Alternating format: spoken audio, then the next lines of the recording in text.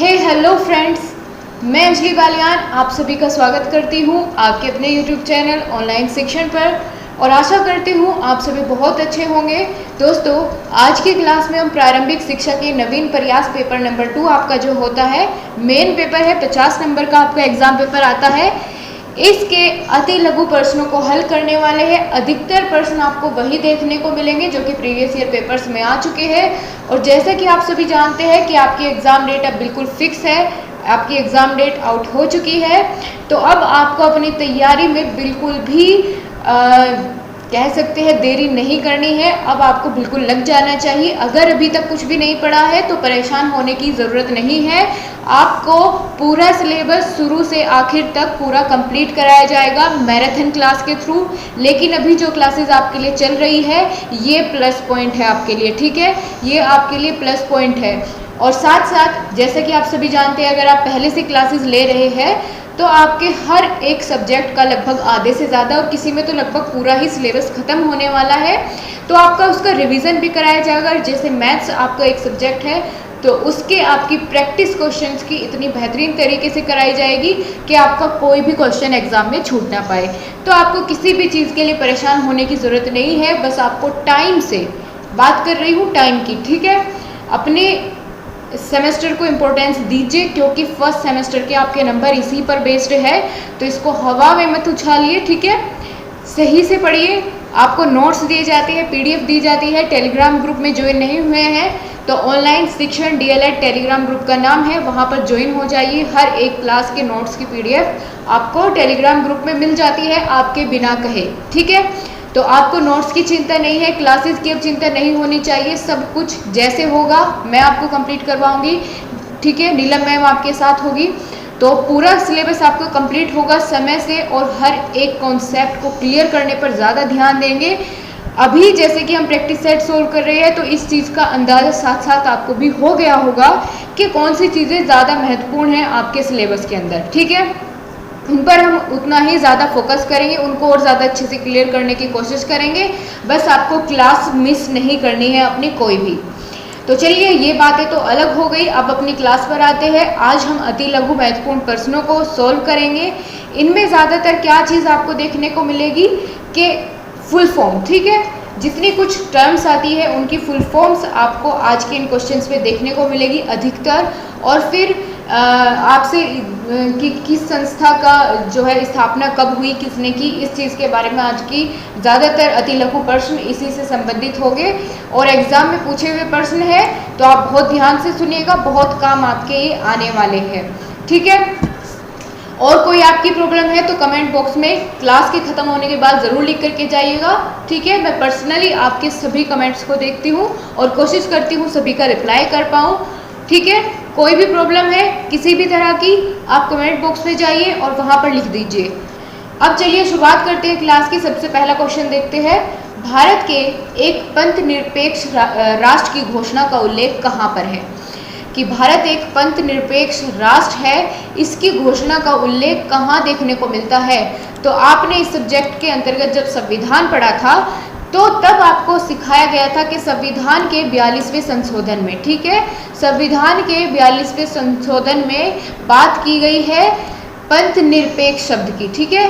हमारा राष्ट्र कैसा है, भारत देश कैसा एक पंथ निरपेक्ष राष्ट्र है, तो ये बात कही गई है 42वें संविधान संशोधन में। चलिए अब अगला क्वेश्चन करते हैं। पाठशाला को बाग, शिशु को पौधा और शिक्षक को माली कहने वाले विचारक का क्या नाम है? बहुत अच्छा क्वेश्चन है। इन्होंने पाठशाला को तो कह दिया है बाग, शिशु को कह दिया है पौधा और शिक्षक माली जो उसको सींच कर अपनी ज्ञान से उसको बड़ा करता है, उसका विकास करता है, यह कथन है फ्रोबेल महोदय का। अच्छा क्वेश्चन है, 2017 में पूछा गया है, आगे आने के चांसेस बिल्कुल बनते हैं। अगला क्वेश्चन है, परियोजनवाद किसमें आस्था नहीं रखता है? परियोजनवाद किसमें आस्था नहीं रखता है? तो यह ईश्वरीय सत्ता में, ठीक है, ईश्वरीय सत्ता में आस्था नहीं रखता है परियोजनवाद। ईश्वरीय सत्ता में परियोजनवाद आस्था नहीं रखता है। आपको तीनों चीज़, परियोजनवाद, आदर्शवाद, सभी ये तीनों चीज़ें आपको बताई गई है, ठीक है, प्रकृतिवाद। तो अभी आपको पता चला कि परियोजनवाद किसमें आस्था नहीं रखता, तो ईश्वर में आस्था नहीं रखता है। अगला क्वेश्चन है 2017 में पूछा गया है। प्रश्न शिक्षण विधि के जनक कौन है? दोस्तों बहुत अच्छा क्वेश्चन है और ये सिर्फ यही नहीं, आपको टेट सुपर टेट हर जगह आपको देखने को मिलेगा। ये क्वेश्चन बहुत ज़्यादा इम्पोर्टेंट है, तो आपको ध्यान रखना होगा। जहाँ भी प्रश्न शिक्षण विधि यानी शिक्षण करते समय प्रश्न विधि को अपनाया जाता है, बच्चों से बीच बीच में प्रश्न किए जाते हैं, उनसे क्वेश्चंस पुटअप किए जाते हैं जिससे उनका ध्यान केंद्रित हो। तो ये शिक्षण विधि किसने दी, कौन इसके जनक माने जाते हैं? तो सुकरात को इसका जनक माना जाता है। ठीक है, याद हो गई चीज़ें, याद हो गई है आप सभी के? आगे बढ़ते हैं। PDF आपको टेलीग्राम ग्रुप में मिल जाएगी, आप उसको समय लगते ही रिविज़न किया कीजिए। ठीक है, वो सिर्फ रखने के लिए नहीं है, आपको रिवीजन करना है उसका। आगे बात करते हैं, प्रकृति को दूसरे किस नाम से जाना जाता है? दोस्तों प्रकृति को हम भौतिकवाद के नाम से भी जानते हैं। किस नाम से? भौतिकवाद। ठीक है, भौतिकवाद के नाम से भी हम प्रकृति को जानते हैं। अगला क्वेश्चन, फ्रोबेल ने किंडरगार्टन कब प्रारंभ किया? अच्छा क्वेश्चन है, 2017 में आ चुका है। वही आपसे पूछ लिया गया है कि किंडरगार्टन का प्रयोग या प्रथम बार इनका प्रारंभ कब किया गया? तो 1839 में। ठीक है, 1839 में। अगला क्वेश्चन है, राज्य शिक्षा संस्थान कहाँ स्थित है? राज्य शिक्षा संस्थान कहाँ स्थित है? आप सभी जानते हैं, इलाहाबाद में। ठीक है, अगर नहीं जानते अब आपको पता चल गया होगा राज्य शिक्षा संस्थान कहाँ स्थित है, तो इलाहाबाद में स्थित है। ठीक है, हमारे राज्य का, यूपी की बात यहाँ पर हो रही है, तो यूपी का कहाँ है? इलाहाबाद में है। अगला प्रश्न यहाँ पर अच्छा है, राज्य विज्ञान शिक्षा संस्थान कहाँ स्थित है? तो यह भी इलाहाबाद में स्थित है। लेकिन क्वेश्चन में डिफरेंस समझिएगा, यहाँ विज्ञान की बात की गई है और अगले क्वेश्चन में हिंदी संस्थान की बात की गई है। राज्य हिंदी संस्थान कहाँ स्थित है? तो यह हो जाता है वाराणसी में। ठीक है, कहाँ? वाराणसी में। हिंदी संस्थान वाराणसी में, विज्ञान संस्थान इलाहाबाद में। क्लियर है दोनों के बीच डिफरेंस? और अगला क्वेश्चन आ जाता है, आंग्ल भाषा शिक्षा संस्थान, तो यह भी इलाहाबाद में है और विज्ञान संस्थान भी इलाहाबाद में है, राज्य शिक्षा संस्थान भी इलाहाबाद में है। तीनों चीज़ें क्लियर हुई। और एक और विभाग आपका पूछ लिया जाता है, मनोविज्ञान का निर्देशन विभाग, तो यह भी इलाहाबाद में स्थित है। कौन कौन से? मनोविज्ञान का निर्देशन विभाग इलाहाबाद में है, आंग्ल भाषा शिक्षण संस्थान इलाहाबाद में है, राज्य विज्ञान शिक्षा संस्थान इलाहाबाद में है, राज्य शिक्षा संस्थान यह भी इलाहाबाद में है। क्लियर हो गया आपको कौन कौन कहाँ स्थित है? ठीक है, पूछ लिया जाता है आपके एग्जाम में और बहुत छोटा सा क्वेश्चन है, आपको बढ़िया से नंबर कटने के कोई चांस भी नहीं होते यहाँ पर। तो अगला क्वेश्चन पर पढ़ते हैं, क्वेश्चन नंबर 99, राज्य शैक्षिक तकनीकी संस्थान कहाँ स्थित है? तो यह हो जाता है लखनऊ में। तकनीक की बात की गई है, तकनीकी संस्थान तो कहाँ हो जाता है? लखनऊ में। अगला क्वेश्चन है, राज्य परियोजना कार्यालय कहाँ स्थित है? तो यह भी लखनऊ में ही स्थित है। राज्य परियोजना कार्यालय लखनऊ में स्थित है। और सीमेट कहाँ है? सीमेट कहाँ हो जाता है? यह इलाहाबाद में स्थित है। सीमेट कहाँ स्थित है? इलाहाबाद में। अधिकतर आपको जितने भी कार्यालय है वह इलाहाबाद में ही देखने को मिलेंगे। तो आप इलाहाबाद, आप अपनी एक कॉपी में हेडिंग डाल करके वहाँ पर लिख सकते हैं कि कौन कौन से संस्थान इलाहाबाद में स्थित है। ठीक है, आप एग्जाम टाइम पर बस एक बार उन पर नज़र मारोगे तो सभी चीज़ें याद हो जाएगी। ठीक, अगला क्वेश्चन है, उच्च अध्ययन शिक्षा संस्थान कहाँ स्थित है? उच्च अध्ययन शिक्षा संस्थान भी दोस्तों इलाहाबाद में स्थित है। अब चलिए अब बात कर लेते हैं कुछ फुल फॉर्म्स के बारे में जो कि एग्जाम में अक्सर आपकी पूछ ली जाती है। ठीक, पहला है कि SCERT का पूरा नाम बताइए। अच्छा है क्वेश्चन और सभी आप लोगों को पता होना चाहिए क्योंकि आपके सभी फैसले, आपके एग्जाम से रिलेटेड हो, कुछ भी हो, आपके डाइट से रिलेटेड हो, सभी फैसले यहाँ पर SCERT के थ्रू लिए जाते हैं। तो इसकी फुल फॉर्म आपको पता ना हो ऐसा कैसे चलेगा, एग्जाम में पूछी भी जाती है। तो राज्य शैक्षिक अनुसंधान और प्रशिक्षण परिषद, यह इसकी पूरी फुल फॉर्म हो जाती है। एक बार और देखिए, राज्य शैक्षिक अनुसंधान और प्रशिक्षण परिषद। अगला क्वेश्चन है, NCERT का पूरा नाम बताइए। NCERT का पूरा नाम यहाँ पर पूछ लिया गया है, NCERT। ठीक है, NCERT का पूरा फुल फॉर्म आपको पूछ ली गई है। बताना है राष्ट्रीय शैक्षिक अनुसंधान और प्रशिक्षण परिषद।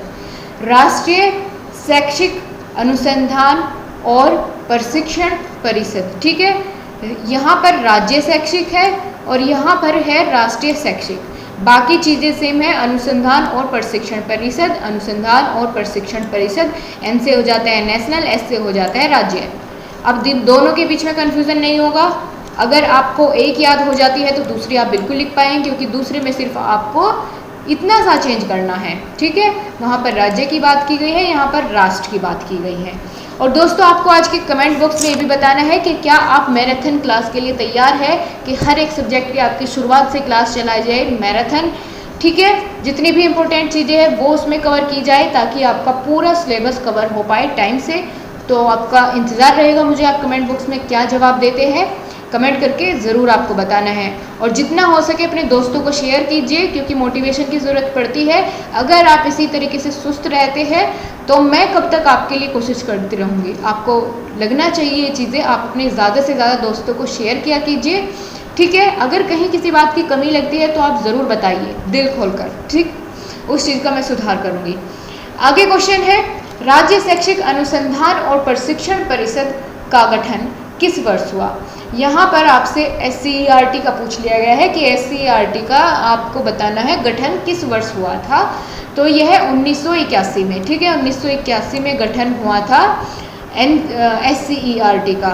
और वहीं अगर पूछ लिया जाए NCERT का, राष्ट्रीय शैक्षिक अनुसंधान और प्रशिक्षण परिषद का बताइए, तो यह दोस्तों 1961 ईस्वी में। ठीक है, 1961 ईस्वी में NCERT का और 81 में SCERT का। क्लियर हो गया दोनों के बीच में। ठीक है, कंफ्यूजन तो नहीं रहेगा ना। आगे बढ़ते हैं। अगला क्वेश्चन है, पोषाहार वितरण योजना क्या है। पोषाहार वितरण योजना क्या है। शिक्षा में सबको समान अवसरों की उपलब्धता सुनिश्चित करने हेतु समाज के जो अत्यंत दुर्लभ और अपवंचित वर्ग के बच्चे होते हैं, जहां अभिभावकों के लिए 2 वक्त का भोजन जुटाना भी बहुत मुश्किल होता है, ऐसे बच्चों को विद्यालय में लाने के लिए, विद्यालय की तरफ आकर्षित करने के लिए एक योजना चलाई गई, जिसका नाम था मध्याह्न भोजन योजना। ठीक है, मध्याह्न भोजन योजना की शुरुआत की गई। इसी को हम किस नाम से जानते हैं, पोषाहार वितरण योजना के नाम से। मध्याह्न भोजन योजना भी हम इसको कह सकते हैं। इसी को हम पोषाहार वितरण योजना के नाम से भी जानते हैं। क्यों चलाई गई, आपको रीज़न पता चल गया। ऐसे बच्चों को विद्यालय की ओर आकर्षित करने के लिए जिनका परिवार अत्यंत दुर्लभ है और अवंचित है, उनके पास इतना भी, आप कह सकते हैं, इतना भी पैसा नहीं होता कि वह अपनी 2 वक्त की रोटी का गुजारा कर सके, उनको जुटा सके।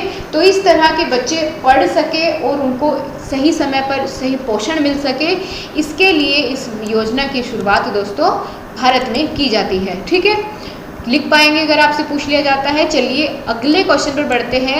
NCTE का पूरा नाम बताइए। यहाँ पर फिर से आपको फुल फॉर्म दे दी गई है। NCTE की आपको फुल फॉर्म बतानी है, तो राष्ट्रीय अध्यापक शिक्षा परिषद।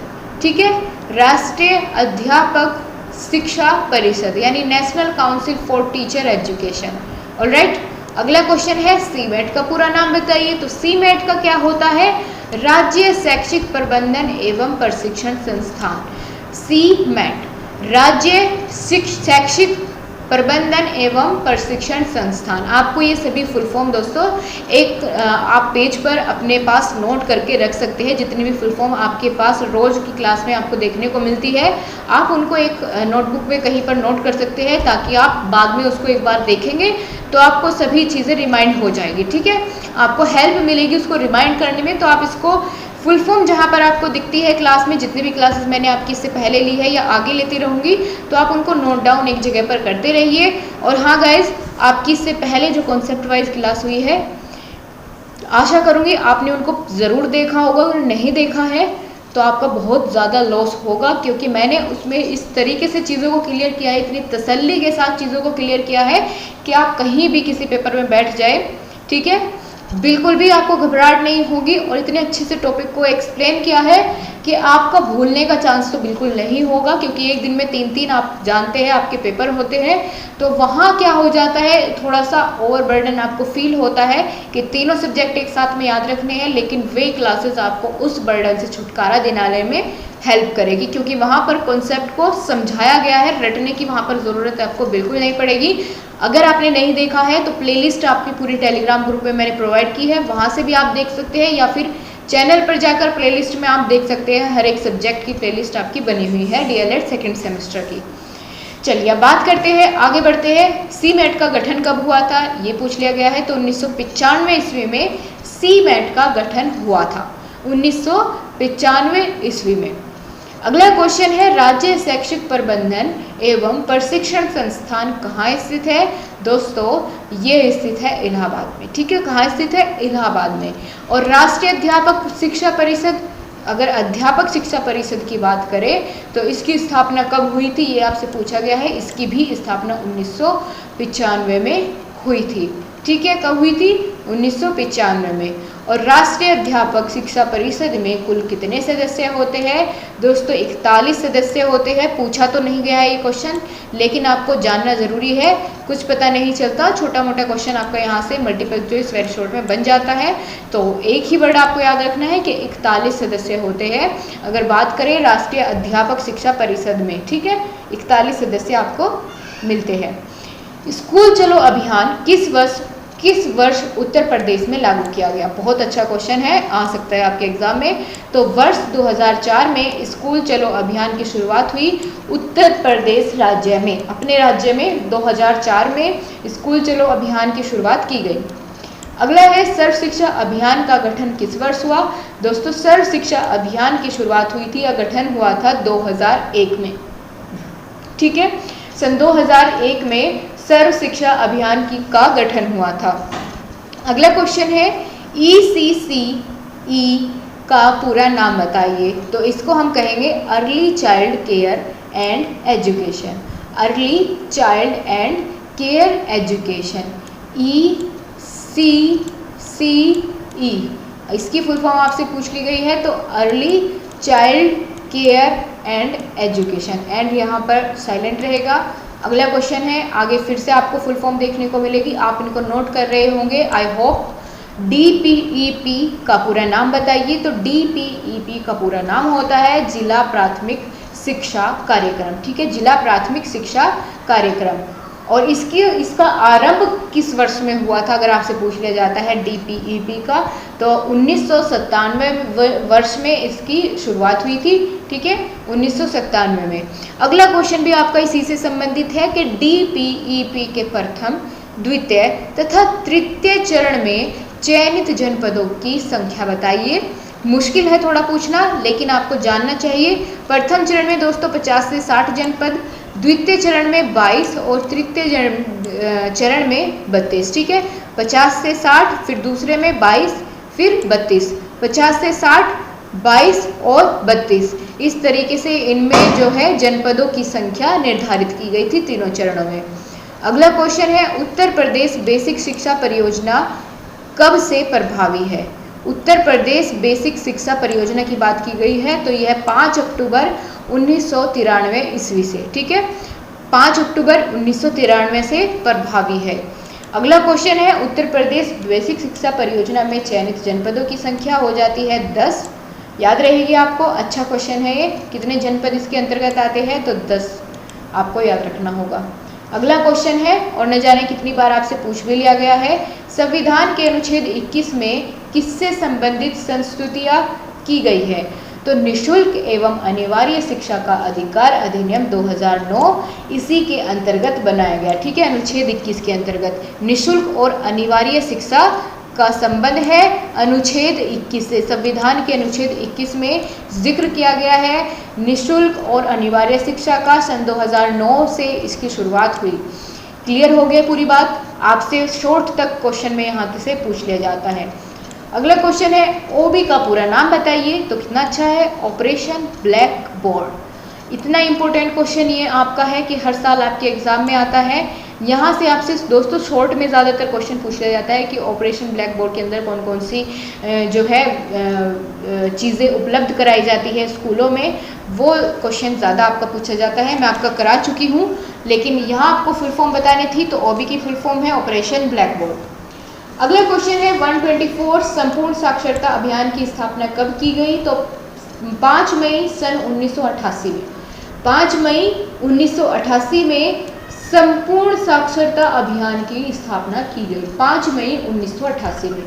और पोषाहार वितरण योजना की शुरुआत कब की गई? पोषाहार वितरण योजना को हम किस नाम से जानते हैं? मध्याह्न भोजन योजना। ठीक है, तो वही बात यहाँ पर पूछ ली गई है। कोई भी नाम हो, आपको जवाब एक ही देना है, आपको समझ जाना चाहिए कि बात किसकी हो रही है। तो 15 अगस्त 1995 में इसकी शुरुआत की गई, 15 अगस्त के दिन 1995 में इसकी शुरुआत की गई थी। ठीक है, अगला है न्यूपा का पूरा नाम बताइए। फुल फॉर्म है, आपको नोट करनी होगी, पूछी जाती है। न्यूपा का पूरा नाम है दोस्तों राष्ट्रीय शैक्षिक आयोजन एवं प्रशासनिक विश्वविद्यालय। राष्ट्रीय शैक्षिक आयोजन, राष्ट्रीय शैक्षिक आयोजन एवं प्रशासनिक विश्वविद्यालय। ठीक है, और इसका प्रधान कौन होता है? अगर बात की जाए तो निदेशक होता है, डायरेक्टर होता है इसका प्रधान। ठीक है, क्या होती है फुल फॉर्म? राष्ट्रीय शैक्षिक आयोजन एवं प्रशासनिक विश्वविद्यालय। क्लियर हो गई चीजें? चलिए अब बात कर लेते हैं नई शिक्षक प्रशिक्षण संस्थाओं को विकसित करने का दायित्व किसे सौंपा गया है? नए शिक्षक प्रशिक्षण संस्थाओं को विकसित करने का दायित्व किसको सौंपा गया है? तो दोस्तों यह दायित्व प्रत्येक जिले के जिला शिक्षण प्रशिक्षण संस्थानों यानी डाइट को सौंपा गया है। आप सभी लोग आने वाले समय में शिक्षक होंगे, तो आपको प्रशिक्षण कहाँ से मिलता है? आपको ट्रेनिंग कहाँ से मिल रही है? क्या आपने सोचा है? जिस कॉलेज में आप पढ़ते हैं डाइट के अंतर्गत वे सभी आते हैं, ठीक है, तो वहीं से आपको प्रशिक्षण दिया जाने का काम होता है। तो यही आपके लिए सही और सटीक आंसर है कि यही दायित्व है जिला शिक्षा एवं प्रशिक्षण संस्थानों का। ऑलराइट, चीज़ें क्लियर हो जाती है। अब बढ़ते हैं हम अपने सेकंड लास्ट क्वेश्चन की तरफ। DPEP का पूरा नाम बताइए। तो ये क्वेश्चन आपका रिपीटेड है, आपको अभी पूछा गया था, लेकिन आप नोट डाउन कर सकते हैं। इसकी फुल फॉर्म क्या है? जिला प्राथमिक शिक्षा कार्यक्रम। जिला प्राथमिक शिक्षा कार्यक्रम, जिला प्राथमिक शिक्षा कार्यक्रम। याद हो गया? अगला क्वेश्चन है और लास्ट क्वेश्चन है आज की क्लास का। जिला प्राथमिक शिक्षा कार्यक्रम का प्रारंभ कब हुआ? तो उसका प्रारंभ हुआ था दोस्तों 1994 में। ठीक है, 1994 में प्रारंभ किया गया जिला प्राथमिक शिक्षा। ठीक है, जिला प्राथमिक शिक्षा कार्यक्रम का प्रारंभ 1994 में किया गया। समझ आती है चीजें? क्लियर है गाइस? दोस्तों आज की क्लास कैसी लगी कमेंट बॉक्स में ज़रूर बताना। क्या आपको और ज़्यादा प्रैक्टिस की ज़रूरत है, और ज़्यादा प्रैक्टिस सेट कराया जाए, या फिर साथ साथ आपकी जो है कॉन्सेप्ट वाइज क्लासेस को भी शुरू किया जाए? आपको बताना होगा कमेंट बॉक्स में। ज़्यादा से ज़्यादा कमेंट कीजिए और अपने दोस्तों के साथ शेयर ज़रूर कीजिए।